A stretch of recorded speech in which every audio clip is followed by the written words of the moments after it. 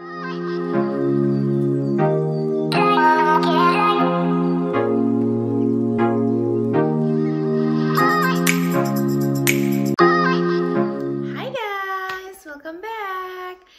kalian baru pertama kali mampir di video aku, tolong di subscribe ya, biar nggak ketinggalan nanti video-video berikutnya. Hari ini aku mau sharing video ke kalian, pengalaman aku melahirkan di Amerika kemarin.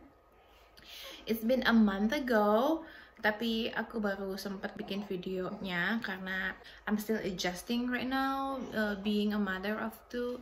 So yeah, like ada mood untuk bikin video sekarang. Nah, ini video bakalan jadi video yang sangat spesial buat aku karena aku pengen punya catatan memori bagaimana aku melahirkan, karena unpredictable banget. Aku hampir ngelahirin di mobil mungkin kalau aku nggak cepet-cepet ke rumah sakit, ya kan, ditambah ribet, ada Ethan, harus ngurus ini, harus ngurus itu dulu sebelum berangkat ke rumah sakit. Nah, cerita awalnya aku kontraksi gitu, aku kan sebenarnya waktu lahiran sama Ethan air ketubannya pecah duluan gitu, jadi aku tahu kapan aku harus ke rumah sakit. Nah, waktu ngelahirin sama Dylan ini, lahiran yang kedua ini, ketuban aku tuh nggak pecah, tapi usia kandungan aku sudah mulai mendekati due date, sekitar 38 minggu 5 hari. Nah, waktu itu jam 3 subuh aku tiba-tiba kebangun, ya kan, terus kayak perutku tuh kayak sakit mules, sakit kram, tapi sampai pegel ke pinggang gitu sakitnya. Padahal aku baru tidur jam 1 malam. Aku baru tidur 2 jam karena nggak tahu kenapa hamil yang kedua ini tuh kayaknya aku susah tidur dibanding waktu hamil yang pertama. Aku kebangun, aku pikir mungkin kontraksi palsu, kan biasanya aku sering kontraksi palsu gitu, cuman kok ini agak sakitnya tuh sampai sakit ke pinggang gitu kan.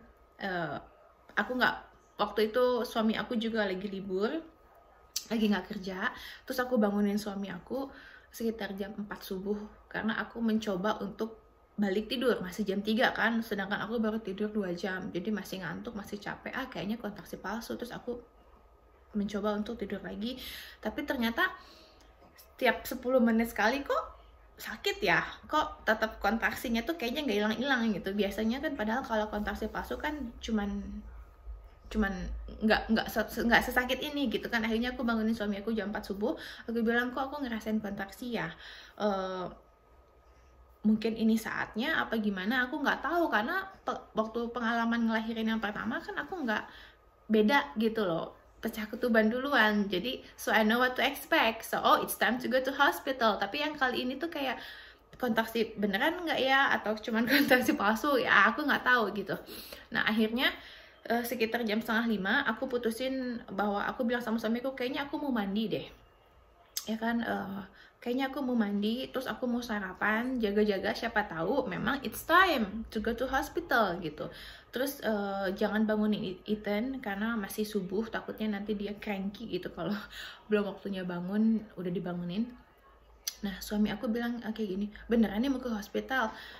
Ya, aku juga nggak tahu karena sebenarnya hari ini tuh aku ada dokter appointment jam 11 siang gitu kan. Terus suamiku bilang, apa telepon rumah sakit aja apa gimana. Terus aku bilang, entar deh, tunggu dulu karena kan aku harus ngitung dulu kontraksi, ini kontraksinya seberapa sering, terus jarak kontraksinya itu 5 menit sekali apa 10 menit sekali. So far nih kontraksinya tuh masih irregular, kadang 10 menit sekali, kadang 15 menit sekali, kadang 5 menit sekali. Terus sakitnya masih oke lah, masih bisa aku handle gitu kan. Aku khawatir kalau misalkan Jason nemenin aku di rumah sakit, Ethan bakalan ngadat gitu, bakalan ngamuk karena dia nggak pernah sebelumnya sama mama mertua aku atau sama papa mertua aku for days. Biasanya cuma dititipin 2 jam gitu, dititipin sejam, ya maksimal 3 jam gitu kan, kita kemana, ke dokter, terus kita balik lagi. Jadi aku kepikiran gitu loh, di satu sisi aku butuh support dari suami aku, tapi di satu sisi lain juga aku mikirin anak aku. Jadi akhirnya aku menyiapkan mental aku untuk oh ya udahlah, mungkin aku harus lahiran sendiri tanpa ada support system, tanpa ada mama, tanpa ada suami. Jadi itu udah mentalnya udah aku bangun dari mulai aku 36 minggu, dari mulai sebenarnya aku tahu sih mama aku nggak akan bisa kesini. Jadi aku pikir daripada aku di rumah sakit sama suami aku tapi pikiran aku kemana-mana mikirin Ethan, ya udahlah kamu sama Ethan aja, aku di rumah sakit biar aku berjuang sendiri gitu kan, pasti ada suster, ada dokter gitu kan. Nah, akhirnya aku bilang, aku percaya nih bayi di dalam kandungan aku tuh bisa ngedenger ya kan, bisa ngerasain apa yang mamanya rasain. Jadi aku bilang sama anakku, please be a good boy, karena aku pengen ditemenin sama daddy di rumah sakit. Jadi kalau bisa lahirannya jangan tengah malam ya, jadi mau siang, mau sore nggak apa-apa, asalkan jam-jam segitu kan pasti Ethan oke gitu dititipin ke mertua during the day. Biasanya yang cranky itu malam-malam, jadi jangan lahiran malam-malam, aku bilang gitu. Ternyata anaknya tuh pinter banget. Ternyata Dylan tuh pinter. Pengalaman aku pertama waktu lahiran sama Ethan itu aku datang ke rumah sakit juga pagi-pagi, subuh-subuh jam 6. Sedangkan aku ngelahirin itu habis maghrib, jadi sekitar 13-14 jam gitu ya aku di rumah sakit. Nah, kontraksi itu kan sakit ya, mules. Jadi kan aku nggak kepikiran sarapan dulu. Aku pikir bakalan dikasih makan di rumah sakit. Ternyata nggak dikasih makan di rumah sakit. Jadi ini lahiran kedua aku udah well prepare gitu kan. Aku bawa snack, terus aku juga makan sarapan meskipun mules-mules, tapi kan ada waktu dimana aku nggak mules gitu kan. Akhirnya aku sarapan dulu. Nah setelah sarapan, setelah suami aku siap beres, kita telepon mama mertua, kayaknya kita mau ke rumah sakit, jadi tolong titip Ethan. Waktu itu tuh jam 6:30 pagi kalau nggak salah ya. Aku kepaksa harus bangunin Ethan karena aku udah mulai mulesnya itu kayaknya udah mulai makin sini makin sakit. Udah nih 6:30 pagi kita berangkat ke rumah sakit ya. Terus aku juga telepon mama, bilang sama mama kalau misalkan mah kayaknya aku mau ke rumah sakit nih, minta didoain, minta apa. Nah dalam perjalanan ke rumah sakit ini aku udah mulai ngerasa makin sakit banget kontraksi. Kok sakit banget ya ini sih kontraksi ya? Aku nggak kepikiran bahwa dari jam 3 subuh aku mulus itu ternyata pembukaannya itu cepet banget untuk ngelahirin yang kedua ini. Nggak kayak yang waktu hamil yang pertama kan, aku sempat diinduksi karena nggak naik-naik pembukaannya. Kontraksinya kok makin sakit ya. Terus mama juga kadang yang istighfar, teh sabar, enggak mah ini sakit banget kontraksinya. Terus suami aku juga bilang sabar ya, bentar lagi sampai rumah sakit nih, sabar ya, sampai aku remes tangannya saking sakitnya gitu kan. Kebetulan jam 6:30 pagi itu kan masih pagi, jadi nggak macet, jadi alhamdulillah cuman sekitar 15 menit atau 20 menit gitu ke rumah sakit dari rumah. Tapi aku memang udah aduh sakit banget. Nah pas sampai rumah sakit nih jam 7 pagi, Jason langsung drop aku. Terus si satpamnya tanya, ibu butuh kursi roda nggak? Iya butuh kursi roda. Aku langsung seketika nggak pakai jeda, nggak pakai apa-apa, butuh kursi roda banget, mana kursi rodanya, aku bilang gitu kan, karena saking sakitnya aku udah nggak mikir gimana langsung duduk di kursi roda. Terus Jason langsung antar aku ke lantai 8 karena posisi ruangan melahirkan itu di lantai 8. Nah di lantai 8 nih ada register lagi nih, ada suster lagi nih, harus register lagi. Nah sedangkan pada saat itu tuh aku udah ngerasa ya Allah sakitnya minta ampun. Sampai di kursi roda pun aku teriak-teriak ya di depan lobi, karena nunggu giliran. Di depan aku masih ada bapak-bapak yang nggak tahu lah ngurus apaan. Sampai si bapak-bapak itu noleh ke belakang ngeliat kali ya. Tapi kan ya namanya juga ibu hamil gitu kan, mau ngelahirin. Terus gue bodo amat gitu, mau teriak-teriak di lobi, mau kayak gimana juga, kayak aduh biar cepet dong pak gitu kan. Gue juga nih suami gue juga mau registrasi gitu kan, mau cepet-cepet karena gue udah sakit banget, udah pengen cepet-cepet masuk ruangan, pengen cepet-cepet dikasih epidural gitu kan. Nah akhirnya udah nih susternya datang, terus masukin ke ruangan. Terus suster aku bilang kayak gini, tunggu ya bu ya, kita mau cek dulu klarifikasiin itu. Nah saat itu juga nih aku bilang sama suster, aku nggak bisa nunggu nih suster, aku pengen epidural juga. Mana epidural suster, cepet suntik aku epidural, nggak kuat banget, sakit banget, aku bilang gitu kan. Terus susternya bilang gini, ibu sabar ya, dicek dulu ya siapa cek dulu segala. Akhirnya dicek lah sama si suster ya kan. Terus setelah dicek sama si suster, terusnya bilang gini, bu ini mah udah pembukaan 8. kayaknya udah telat kalau pakai epidural. Wah, gue langsung teriak pas dia bilang udah pembukaan 8, pantesan sakit banget. Aku bilang, suster aku nggak kuat suster, aku pengen pakai epidural juga, bodo amat gue mau pembukaan 8 kayak mau pembukaan berapa, pokoknya aku pengen epidural. Nah, karena pada saat aku waktu ngelahirin sama Ethan nih, aku masih pembukaan 2, mau naik pembukaan 3 aja mulesnya udah sakitnya minta ampun. Nah, ini ditambah udah mules pembukaan 8, gue udah gila, pantesan sakit banget, ternyata udah pembukaan 8. Aduh. Oke Bu, katanya nanti aku telepon dulu dokter anestesinya ya. Aku tanya dulu apakah masih bisa epidural apa enggak. Dari situ tuh gue udah nggak pakai mikir, suster pokoknya mau bisa mau enggak gue mau pakai epidural, karena memang sakitnya tuh sakit banget. Akhirnya oke Bu katanya susternya, oke Bu katanya dokternya agree untuk kasih epidural, alhamdulillah ya kan. Nah, aku bilang sama si suster, suster aku pengen pipis dulu boleh nggak ya, aku ke toilet, aku pipis. Nah, pada saat aku di toilet ini aku ngerasa kayak aduh aku udah nggak kuat kok, pengen ngeden gitu loh. Suster gimana nih suster, aku udah pengen ngeden nih suster nih. Ibu jangan ngeden, katanya ibu pengen dikasih epidural, dokternya belum kesini Bu, jadi ditahan ya Bu, ditahan ya Bu, jangan mulai ngeden ya. Nah, ternyata pada saat itu ternyata mungkin aku udah pembukaan 10 karena aku udah pengen ngeden, udah nggak kuat, kayak pengen pup gitu loh, pengen ngeden. Akhirnya datanglah itu si dokter epidural ya kan. Terus aku bilang, dokternya untungnya perempuan baik banget. Dokter, aku bilang aduh nggak kuat, ibu yakin mau kasih epidural, tapi ibu masih bisa nahan nggak? Karena pada saat penyuntikan epidural itu aku nggak boleh gerak sama sekali. Sedangkan pada saat itu aku udah pembukaan 10, udah pengen ngeden, sebenarnya udah bisa pengen lahiran ya kan, cuman aku maksa, aku pengen pakai epidural ya kan.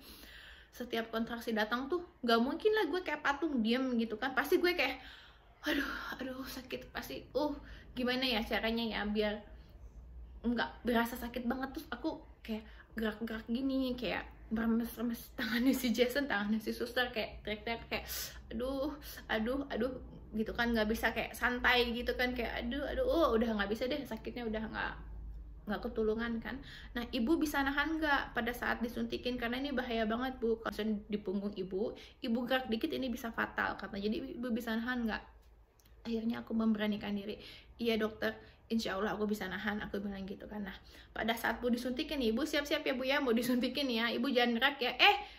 Datang nih si serangan kontraksi. Terus aku bilang sama dokter, dokter bisa tolong nggak tunggu 5 menit sampai kontraksinya hilang, karena kan sekali datang kontraksi tuh sakitnya minta ampun, tapi ada jeda gitu, 1 menit 2 menit hilang kontraksinya gitu kan, santai, terus nimbul lagi. Nah, bisa nggak sih dokter disuntikinnya pada saat jeda itu? Kata dokternya, oh ya it's okay katanya, untung dokternya baik banget. Nah, akhirnya disuntikin lah, tapi kan suntik juga nggak bisa cuman 1 menit ya kan, ternyata proses penyuntikan epidural itu tuh jurumnya ternyata panjang ya kan. Akhirnya si dokternya belum selesai nyuntik, itu si kontraksi datang lagi, ya ampun. Terus aku bilang, dokter kontraksi lagi nih, ayo cepetan, karena aku nggak bisa diem kayak patung kayak gini, pasti aku mau kayak aduh kayak gimana ya, maksudnya ibu yang lahiran yang tahu rasanya kontraksi pasti tahu gitu, nggak mungkin kayak lo kayak patung kayak santai gitu kan, aduh kayaknya gue nggak bisa kayak gitu. Akhirnya sabar Bu, jangan gerak Bu. Jadi gue menahan dengan sekuat tenaga, ya Allah astagfirullahaladzim, gue cuma bisa istighfar. Hilang kontraksinya, epiduralnya beres, tapi nggak bisa langsung lahiran, nggak bisa langsung ngeden, padahal gue udah pengen ngeden banget. Tunggu dulu sampai obatnya bekerja gitu kan. Akhirnya dipanggil lah dokternya. Terus kata susternya gini, dokter ini si ibu pakai epidural katanya. Jadi tunggu dulu beberapa menit sampai epiduralnya bekerja gitu kan, karena biar nggak sakit gitu kan. Lama kelamaan epiduralnya udah mulai bekerja. Terus dokter juga bilang kalau misalkan kita pakai epidural,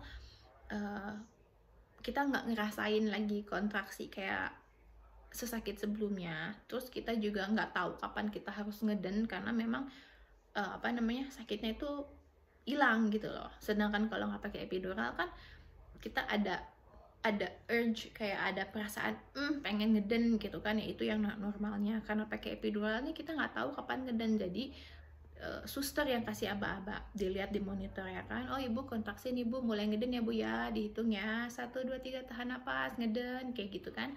Dokter yang bantu aku tuh dokternya laki lagi ya kan, masih muda, ganteng lagi ya, padahal gue pikir aduh mampus deh gue kalau dokternya laki-laki. Tapi ya udahlah, namanya juga ngelahirin mah udah gak kepikiran mau dokter laki, mau dokter perempuan gitu kan, mau ganteng, mau malu, mau kayak gimana, bodo amat tuh. Yang penting nih cepetan nih anak gue pengen dilahirin gitu kan, cepet-cepet gitu kita pengen lahiran kan.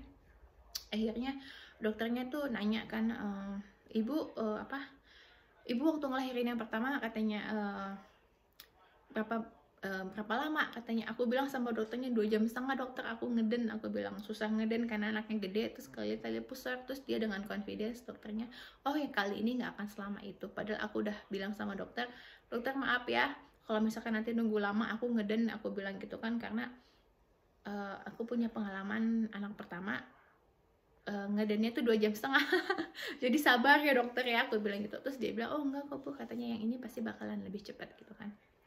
Nah, tahu nggak sih pada saat kontraksi datang itu, sampai aku ngerasain kontraksi sampai pembukaan 10 tanpa epidural, tanpa obat ya kan, aku ngerasa di situ tuh aku komat kamit, ya Allah astagfirullahaladzim, aku nggak mau hamil lagi, udah cukup 2 anak alhamdulillah, karena saking sakitnya.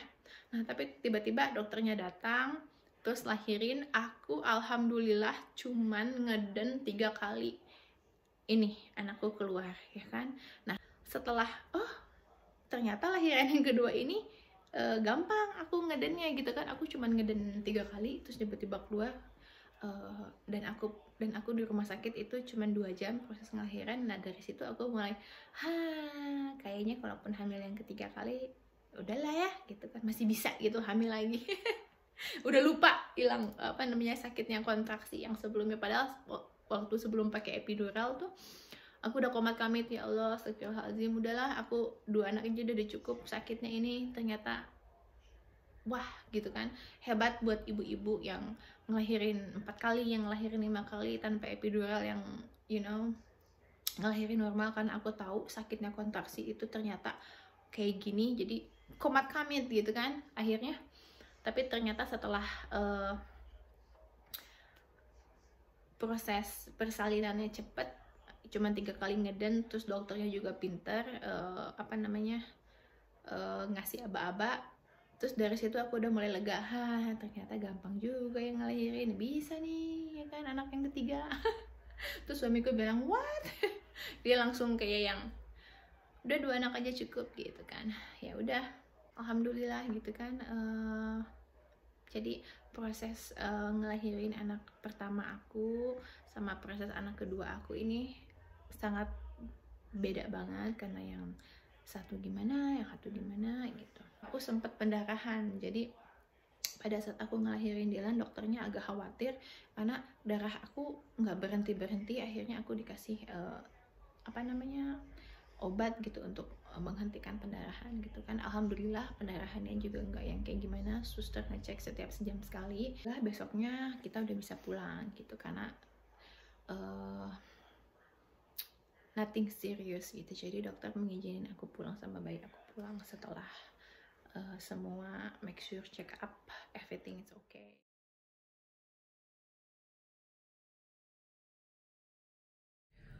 Alhamdulillahirrabbilalamin. Diberikan kemudahan, kelancaran. My baby is here. Sleeping now, daddy. Terus lapar, dikasih snack sandwich.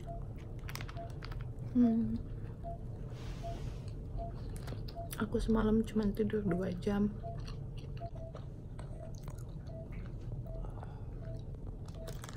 Jadi hari ini ngantuk sama lapar banget, tapi lihat anak jadi hilang ngantuknya, capeknya, sakitnya.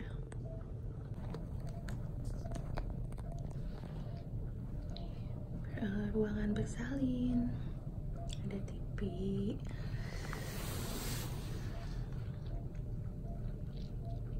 Ada sofa bed. My baby. Kamar mandi. Lihat ini. Banyak banget, lihat. Sama ini juga.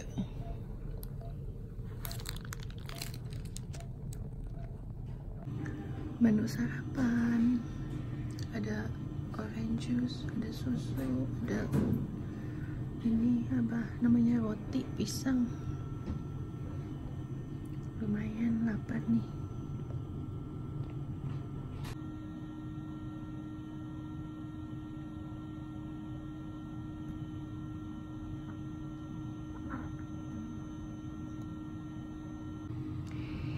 Here comes my dinner. Ada pumpkin pie, coleslaw, soup noodle soup, sama yummy. Ini requestnya aku karena dia kasih menu list gitu mau makan apa, jadi sesuai dengan selera dan aku lagi pengen ini. Alhamdulillah. Bapaknya lagi makan juga tuh. Kasian banget bapaknya cuma makan pizza. Mucus, yeah.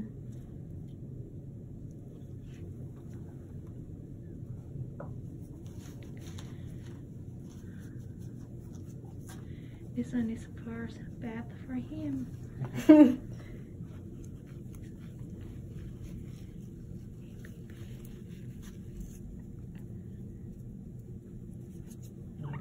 Blanket was licking it. He's probably hungry.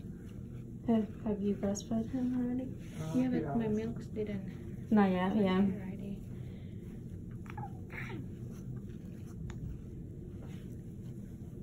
His hair looks light too, a little lighter. Only mommy and the baby. Lagi popo.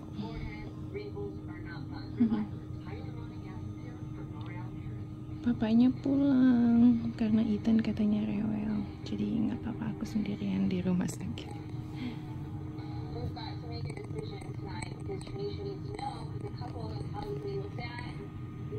Masker. Ini banyak banget.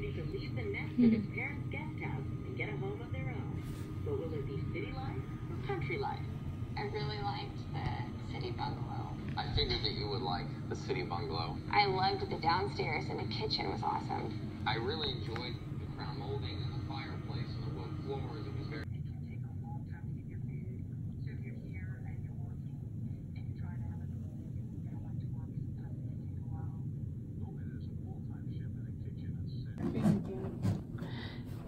Daddy's getting ready to go home. I'm going to miss this room so bad. Aku bakalan kangen banget ini ruangan. Aku bakalan kangen.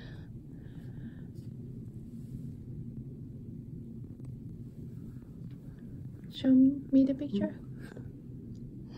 That's better instead of the dark one. Yeah. We're going home, baby. Yeah. We're gonna go home to see your brother. Oh.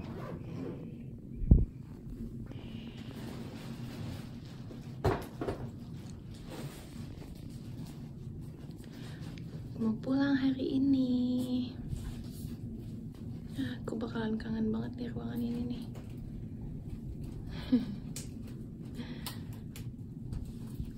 Nggak tahu kapan